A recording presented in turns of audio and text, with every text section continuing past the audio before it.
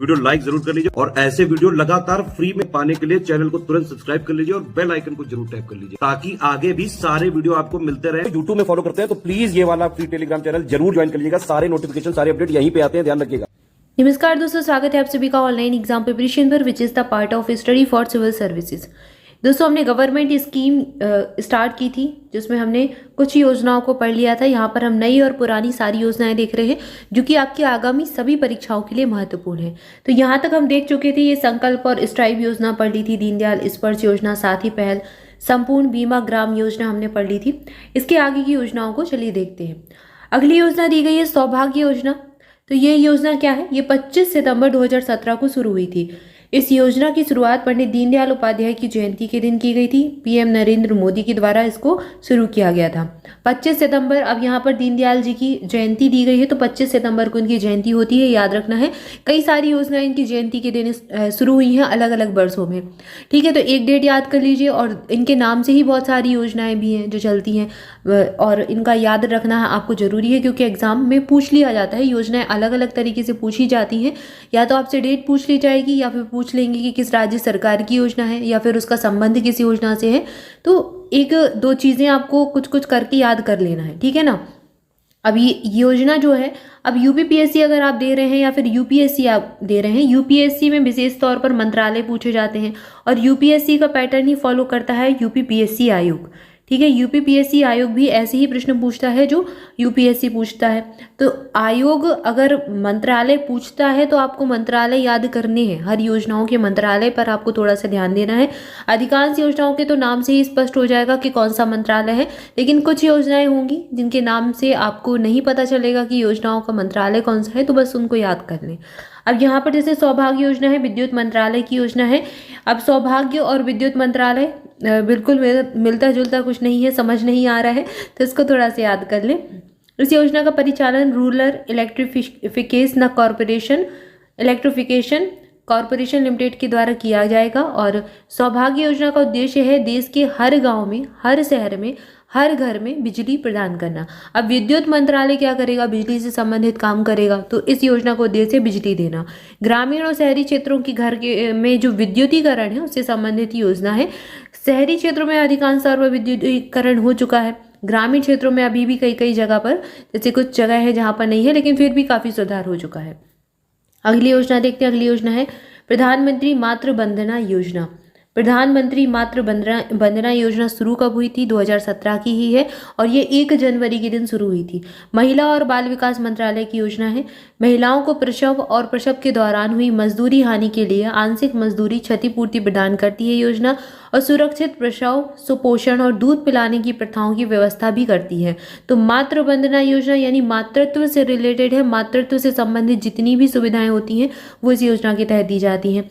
गर्भवती महिलाओं और स्तनपान कराने वाली माताओं के स्वास्थ्य में सुधार हो और नकदी प्रोत्साहन के माध्यम से कुपोषण के प्रभाव को कम करना, ठीक है। तो अधिकांश तौर पर देखा जाता है कुपोषण बहुत होता है, तो माता भी स्वस्थ रहे, उसका बच्चा भी स्वस्थ रहे, ठीक है। तो दोनों की देखभाल के लिए कुछ नकदी प्रोत्साहन भी दिया जाता है ताकि वो अपना स्वास्थ्य का ध्यान अच्छे से रखें उस दौरान। गर्भवती महिलाओं और स्तनपान कराने वाली महिलाओं से संबंधित योजना है। योजना के तहत गर्भवती महिलाओं और स्तनपान कराने वाली महिलाओं के पहले बच्चे के जन्म पर पोषण संबंधी जरूरतों को पूरा करने के लिए 5,000 रुपये नगद प्रदान किए जाएंगे। यह राशि 3 किस्तों में दी जाएगी। पहली किस्त 1,000 रुपये की रहेगी जो कि गर्भावस्था के पंजीकरण के समय दी जाएगी अगर आप पंजीकरण कराते हैं। 2,000 रुपये की दूसरी किस्त दी जाती है गर्भावस्था के 6 माह के बाद कम से कम एक प्रसव पूर्व जांच कराने की, मतलब प्रसव होने के पहले जांच कराते हैं तो उस समय 2,000 की किस्त मिलेगी। इसके बाद 2,000 की किस्त, तीसरी किस्त जो है वो किस्त बच्चे के जन्म के पंजीकरण, मतलब बच्चे का जन्म हो गया उसके समय फिर उसका पंजीकरण होगा, उस समय टीकाकरण चक्र शुरू होने पर दी जाएगी। तो कुल 5,000 रुपये दिए जाएंगे 3 किस्तों में, ये चीज़ याद रखें। अगली योजना देखते हैं। अगली योजना है प्रधानमंत्री वय वंदना योजना। ये मई 2017 में तत्कालीन वित्त मंत्री अरुण जेटली के द्वारा नई दिल्ली से इसको लॉन्च किया गया था। वित्तीय सेवा विभाग वित्त मंत्रालय की योजना है। 60 वर्ष या फिर उससे अधिक आयु के वरिष्ठ नागरिकों को आर्थिक सहायता ये प्रदान करती है। वरिष्ठ नागरिकों की पेंशन से संबंधित योजना है। तो वय वंदना योजना याद रखना है किससे संबंधित है? पेंशन संबंधी योजना है। इसके तहत जब ये योजना प्रारंभ में 1 वर्ष के लिए हुई थी, लेकिन बाद में इसे 31 मार्च 2023 तक के लिए बढ़ा दिया गया और योजना के संचालन का दायित्व भारतीय जीवन बीमा निगम यानी कि LIC के पास है। इस योजना के तहत पेंशन के लिए एक मुश्त भुगतान पर 10 साल के लिए 8% प्रतिवर्ष की दर से निश्चित रिटर्न दिया जाता है। ठीक है, तो ये इस योजना के लाभ हैं और ये पेंशन योजना है, इतना याद रखिए। अगली योजना है माँ कार्यक्रम। ये 5 अगस्त 2016 को शुरू हुआ था। स्वास्थ्य परिवार और कल्याण मंत्रालय की योजना है। स्तनपान के लाभ के बारे में लोगों, विशेष रूप से माताओं को जागरूक करना और स्तनपान को बढ़ावा देना। ये योजना महिलाओं और बच्चों के स्तनपान से संबंधित है, तो ये जागरूकता कार्यक्रम है। माँ कार्यक्रम जागरूकता से संबंधित है। इसके बाद अगली योजना है प्रधानमंत्री फसल बीमा योजना। तो प्रधानमंत्री नरेंद्र मोदी ने इसको शुरू किया था 13 जनवरी 2016 को। तो 2016 की योजना है। इस योजना का अनावरण इस समय किया गया था और प्रारंभ किया गया था खरीफ वर्ष 2016 से। इसको प्रभावी बनाया गया। फसल बीमा योजना तो फसल से संबंधित है। अब कृषि एवं किसान कल्याण मंत्रालय इसकी नोडल एजेंसी हो जाएगी। इसका उद्देश्य क्या है? किसानों पर बीमा प्रीमियम के बोझ को कम करना और पूर्ण बीमित राशि के फसल आश्वासन के दावों को त्वरित निपटान सुनिश्चित करना, ताकि इनका जो निपटान है जल्दी हो सके और उनको लाभ भी मिल सके। लक्ष्य है प्राकृतिक आपदाएं आती हैं, कीट, बीमारियों या फिर इन सब किसी भी कारण से किसी भी परिणाम स्वरूप फसलों की जो क्षति हो जाती है उसकी स्थिति में किसानों को वित्तीय सहयोग प्रदान करना, ये इसका उद्देश्य हो जाएगा। ताकि किसानों की अगर फसल का नुकसान हो गया, ओलावृष्टि हो गई, कोई भी आपदा आ गई उसकी वजह से, तो किसानों को हानि ना हो, उस किसी भी तरीके से उनका वित्तीय सहयोग करना। फसल बीमा से संबंधित योजना है। फसल कवरेज, इसके अंतर्गत रबी, खरीफ, वाणिज्य और बागवानी फसलें शामिल हैं। अब ये पॉइंट बहुत इंपॉर्टेंट है, यहाँ से प्रश्न पूछा जाता है कि फसल बीमा योजना के अंतर्गत कौन कौन सी फसलें आती हैं। तो रबी की फसल भी है, खरीफ की फसल भी है, वाणिज्य फसल भी है और बागवानी फसल भी है, सब है। इसके बाद अगली योजना है प्रधानमंत्री कृषि सिंचाई योजना। इसको शुरू किया गया था 1 जुलाई 2015 को। कृषि एवं किसान कल्याण मंत्रालय की योजना है। कृषि सिंचाई से संबंधित योजना है। उद्देश्य क्या है? उचित प्रौद्योगिकियों और पद्धतियों के माध्यम से जल का दक्ष उपयोग करना, मतलब जो न्यू टेक्नोलॉजी है, ठीक है, उनका यूज़ करके हमें जल का अच्छे से यूज़ करना, दक्षतम प्रयोग करना और क्षेत्रीय स्तर पर सिंचाई में निवेश संवर्धन करना।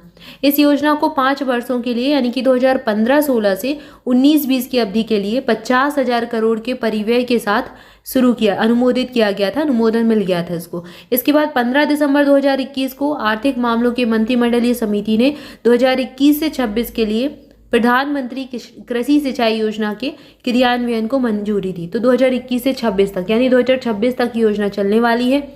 योजना की इस अवधि के लिए 93,068 करोड़ रुपए का प्रावधान किया गया है। तो लगभग इतना रुपया इस पर लगाया जाएगा और इसका उद्देश्य देख ही लिया आपने, कृषि सिंचाई से संबंधित है।